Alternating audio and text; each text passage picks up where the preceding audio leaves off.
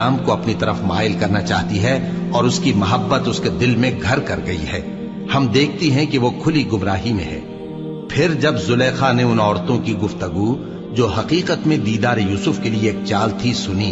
तो उनके पास दावत का पैगाम भेजा और उनके लिए एक महफिल मुरत्तब की और फल तराशने के लिए हर एक को एक एक छुरी दी और यूसुफ से कहा कि उनके सामने आओ। जब औरतों ने उनको देखा तो उनका रोबे हुस्न उन पर ऐसा छा गया कि फल तराशते तराशते अपने हाथ काट लिए और बेसाख्ता बोल उठी कि अल्लाह पाक है, ये आदमी नहीं, ये तो कोई बुजुर्ग फरिश्ता है। जुलेखा ने कहा, तो ये वही है जिसके बारे में तुम मुझे ताने देती थी, और बेशक मैंने इसको अपनी तरफ माइल करना चाहा, मगर ये बचा रहा, और अगर ये वो काम न करेगा जो मैं इसे कहती हूं तो कैद कर दिया जाएगा और जलील होगा।